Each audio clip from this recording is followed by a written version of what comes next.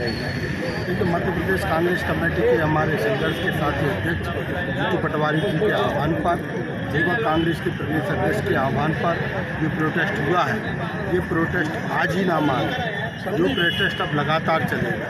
Youth Congress करेगी, NSY करेगी, महिला कांग्रेस करेगी, कांग्रेस का एक एक कार्यकर्ता करेगा। ये प्रोटेस्ट करने की इसलिए ज़रूरत है, जब सत्ता में बैठे लोग राष्ट्रपति भवन तक अगर कांग्रेस के जनप्रतिनिधियों की बात नहीं सुनी जाए, हमारे लिए संघर्ष बरकरार होगा। और कांग्रेस रोडों पर लड़ने के लिए तैयार है। आप देखते जाइए, मीनाक्षी नटराजन जी का जिस तरीके से अवैधानिक तरीके से फार्मग्रस्त किया गया, ये लोकतंत्र को ख़त्म करने की साजिश थी। इस लोकतंत्र को बचाने के लिए हम लोग रोडों पे भी लड़ेंगे, जहाँ लड़ना पड़ेगा वहाँ लड़ेंगे, कांग्रेस का एक एक कार्यकर्ता लड़ेगा। ठीक भैया, धन्यवाद। जो पक्षपातपूर्ण कार्रवाई कर रहा है, सत्ता पक्ष के लोगों के निर्वाचन के आवेदन स्वीकार कर रहा है। राज्यसभा का आपने देखा होगा, राज्यसभा कैंडिडेट का जो आवेदन पत्र है वह गुजरात के जो त्रुटि थी वही मध्य प्रदेश की त्रुटि, उस त्रुटि में पक्षपातपूर्ण कार्रवाई करते हुए उन्होंने गुजरात का स्वीकार कर लिया और मध्य प्रदेश का निरस्त कर दिया। इस आशय को लेकर इसमें सीधे तौर पर कांग्रेस पार्टी ये आरोप लगाती है कि वह सत्ता पक्ष के इशारे पर काम कर रहा है। निर्वाचन आयोग को भारतीय संविधान निर्माताओं ने स्वतंत्र एजेंसी माना था, लेकिन आज वह स्वतंत्रता खतरे में है, जिससे लोकतंत्र खतरे में है, संविधान खतरे में है। उस संविधान की रक्षा को लेकर आज युवक कांग्रेस के साथियों ने आज यह आंदोलन प्रोटेस्ट किया है। यह आंदोलन हम लोगों ने इसलिए भी किया है कि जनता को, इस प्रदेश की और देश की जनता को बताना चाहते हैं कि आज देश में सत्तारूढ़ पार्टी जो निर्वाचन की जो संस्था है, निर्वाचन आयोग, किस ओर ले जाना चाह रहे हैं। इसको बचाने के लिए आज हम लोग ये आए। ठीक। भैया, आज ये प्रोटेस्ट किया गया है, किन मांगों को लेकर किया गया है? बीते दिनों मीनाक्षी नटराजन जी के राज्यसभा निर्वाचन के नामांकन को रद्द करने की जो साजिश भारतीय जनता पार्टी और चुनाव आयोग द्वारा मिलकर की गई, इसके खिलाफ लोकतंत्र को बचाने की इस लड़ाई में आज युवक कांग्रेस ने मध्य प्रदेश युवक कांग्रेस के आह्वान पर आज ये चुनाव आयोग का और ज्ञानेश कुमार जी का पुतला दहन किया है।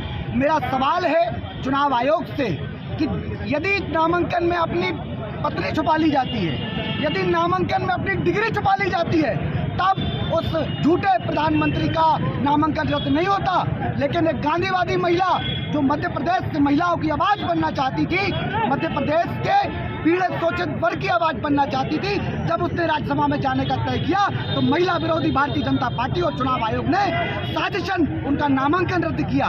कानूनी दायरे में रहकर भी हम कार्रवाई कर रहे हैं और सड़क गर्म करने का काम मध्य प्रदेश युवा कांग्रेस कर रही है। चाहे चुनाव आयोग हो, चाहे भारतीय जनता पार्टी हो, लोकतंत्र के खिलाफ जो भी होगा पूरी ताकत के साथ, पूरी दृढ़ता के साथ हम उसका मुकाबला करेंगे। आप लोग सुप्रीम कोर्ट भी गए, आपके नेता राष्ट्रपति से मिलने गए, उनसे मुलाकात नहीं हो पाई। देखिए, बात बिल्कुल सही है, सुप्रीम कोर्ट हम गए थे। चूंकि निर्वाचन प्रक्रिया में हमारे पास केवल एक दिन का समय था, हम गए। सुप्रीम कोर्ट ने, दुर्भाग्यपूर्ण है कि सुप्रीम कोर्ट ने जो है उसको एक दिन बाद उस मामले में सुनवाई का प्रयास किया।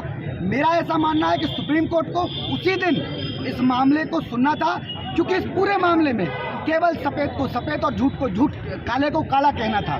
सीधी बात है, अगर कॉग्निजेंस नहीं हुआ है तो ऐसे मामले को, ऐसे आपराधिक मामले को चुनावी हलफनामे में बताने की बाध्यता नहीं है।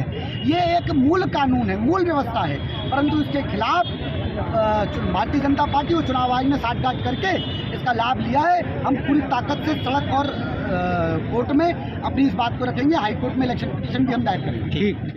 सभी को पता होगा जिस प्रकार से भारतीय जनता पार्टी लगातार संविधान की नियमों की अवहेलना कर रही है, संविधान को खत्म करने का काम कर रही है। एक ऐसा कृत्य वर्तमान में हमारी राज्यसभा सांसद की जो प्रत्याशी है मीनाक्षी नटराजन जी, उनका अवैधानिक रूप से नामांकन रद्द किया गया है, जिसके विरोध में आज यूथ कांग्रेस सागर ने ये प्रोटेस्ट किया है। और हम मांग करते हैं माननीय सुप्रीम कोर्ट से भी कि आप इस मामले को जल्दी से जल्द संज्ञान में लाकर और दोषियों पर कठोर कार्रवाई करें।